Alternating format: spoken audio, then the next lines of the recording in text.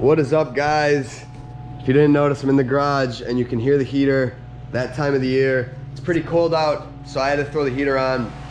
But anyway, it's time to put the E36 away. I know I just made an E46 video and I'm not gonna make two redundant videos, but this is just gonna be more so just kind of going with the flow. I'm not gonna give you guys all the pointers I gave on the E46, but I'm just gonna show you what I'm doing. So today we're gonna start off doing the oil change. So I run 1040 high mileage Castrol.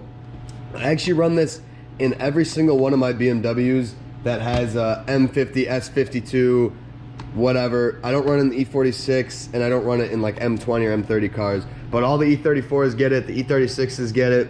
This is just, I don't know why. I mean, even if they're not high mileage, like 170K, I guess that is considered high mileage. 220, that's high mileage. So I don't think it hurts it.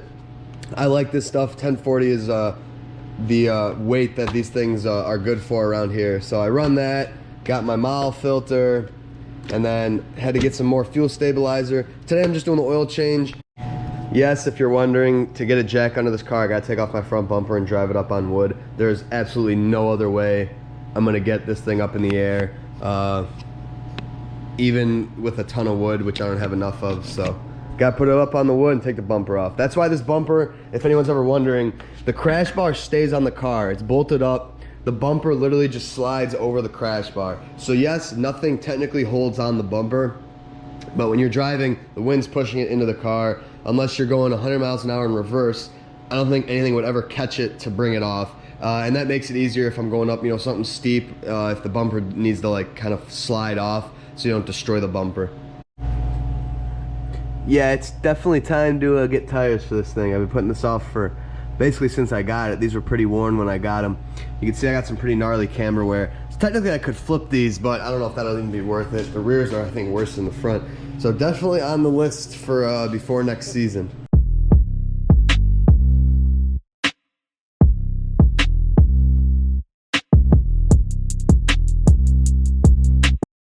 I'm also a little low on coolant. When I told you guys I had that other leak, I think this was just not tight enough. I tightened it down and haven't seen any leaks since, so I'm just gonna go ahead and top that off. I'm sitting at like right about there on the expansion tank. Gotta get that up to here. So top that off, got the filter out, ready to put all the new oil stuff in. You guys know how to do this. I don't feel the need to make this a DIY. There's plenty of them out there.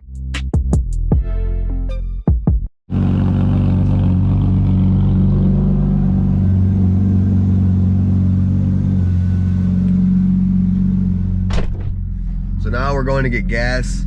As you guys know, full tank of gas and add fuel stabilizer.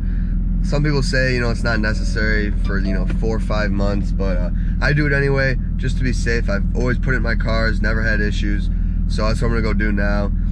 So I didn't really film anything because it was hard to set up an angle, and I was just kind of going quickly through it because it's not very dirty.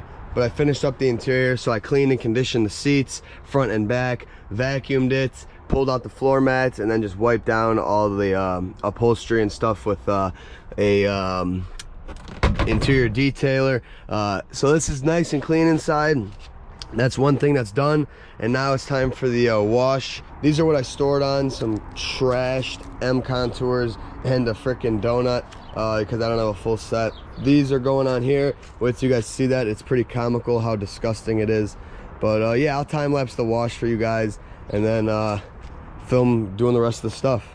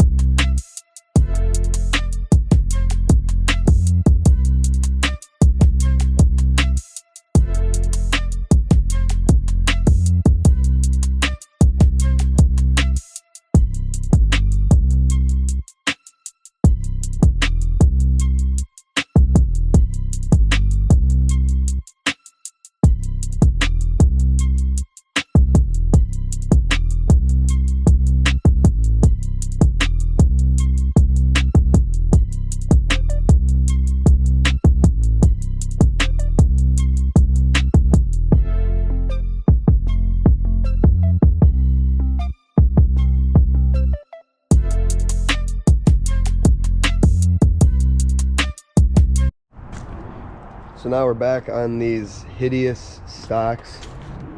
These are disgusting. This literally makes this car look like junk. But now it's finally time to wash them. I got sidetracked and washed a little bit of the wheel wells because I noticed they were a little bit dirty. So I did a little quick wash with some all-purpose cleaner. But now I'm gonna put back on the front bumper and we're gonna wash this thing and then bring her over to the storage unit for the last couple touches.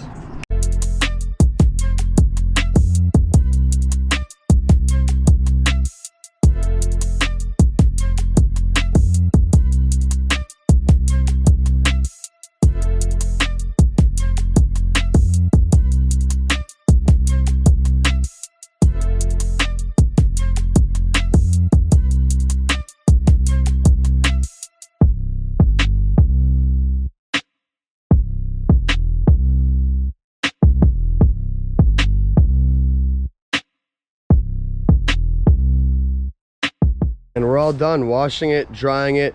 Don't forget all the door sills, the trunk sills, all that stuff. I got what I need in the trunk and we are ready to go to the storage unit and put this thing away. So here we are in the Shangri-La where this thing's gonna be sleeping. This is a 10 by 20 storage unit. E36 would probably fit in a 10 by 15, but you'd have no room up front, hardly any room in the back, and it'd be really tight. And over the winter, I'm gonna probably store some parts in here. Last winter, I parked this thing right in the middle, which was pretty stupid because it gave me like no room on either side. But this year, I tucked it to the corner, so now I can fit a whole bunch of stuff here, like a black interior for an E34 or whatever I might need to bring here. I could fit an engine in here if I needed to. But anyway, here she is on the stocks. I got the wheels chocked because the e-brake's down, but the car's still in gear. I dried all my door sills multiple times. I have dryer sheets scattered on the floors and then a box of baking soda. That's what catches moisture. I'm actually about to open up the rear windows a little bit just to let some air flow. Other than that, AC full blast. With that closes the outside vent, lights off. I'm about to pull the battery and then we're gonna put the cover on. And just like that, she's under the cover, ready to chill for the rest of the winter. Yeah, that's all there is to it. E36 is gonna be away, so that means now E34 is gonna be chilling at the house, the touring, and now that the M's are away, I'll probably be dailing that more so than not. Until it really snows, then I obviously don't drive it, but that's like the winter not driving in the snow but still drive it car. This and the E46 get the special treatment, and then I'm looking for some places to keep my Calypso and all the other cars I gotta figure out. But yeah, now I'm gonna give you guys a quick little update. Once we get back to the house, I'm gonna tell you guys what's going on with the channel, what I'm up to and stuff.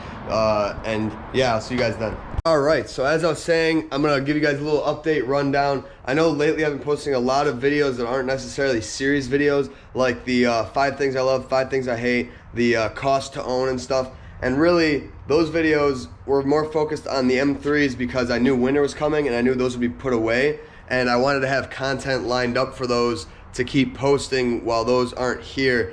And it turned into basically I had a lull in like work, aka doing the car stuff, so I didn't start the E30 for the longest time and I didn't have anything to post, so I just figured out I just started posting those, and those videos do well, and I think those are good videos to reach a larger audience because it might bring people in that aren't necessarily looking at that specific build, but just in general, like looking for, you know, 5 things they love or blah blah blah about certain M3s and stuff. So I just feel like those are good videos to make, and but I apologize for the lack of build content. As you guys know, I've just posted a few E30 videos. That is underway, but I have kind of overdone it, and you guys will see the video on this thing shortly. I have picked up this 540 sort of sedan. It's a 530 with a B40 swap in it, on air, on a bunch of goodies. You guys will see some videos on this thing. So I got this I gotta fix up. This will probably be my next build.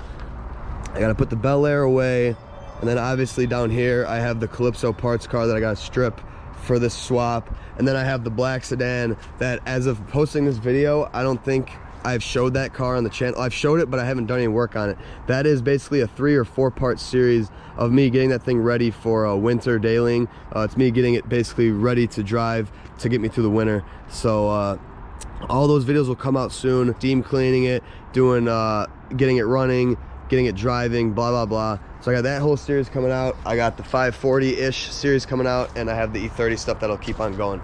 So I got a lot of stuff that I'm making videos on. I got a lot of stuff I'm busy with right now. I just put the E36 M3 away, as you guys saw. This is the same video, duh. But yeah, so that's basically what's going on. I got a lot of stuff coming. I'm still up to a bunch of dumb stuff. I got the Calypso here. Obviously, this doesn't really need anything done. I just got the cold start fixed on it so I can actually drive it when it's colder out. But yeah, I just want to give you guys a quick update, let you guys know there's a lot of build series coming, and just kind of let you guys know what was going on. But I hope you guys enjoyed me washing the E36, getting the E36 M3 put away. That's that for that car for this year. It's November, and I forgot to mention that it's 70 degrees outside. It is amazing. But come tomorrow, rain comes in, and then after that, we're looking at 50s and 40s. So I had to get that car put away before it gets too cold. And then I have a ton of E34s to drive and figure out and work with. So I'm up to here right now. Buying that 540 was not the best choice, but I had to do it. You guys will see the full video on that thing, me showing you all the little bits about it. I'm excited to show you guys that car. It's a pretty sweet car. So I'll see you guys in the next one. Thank you for watching.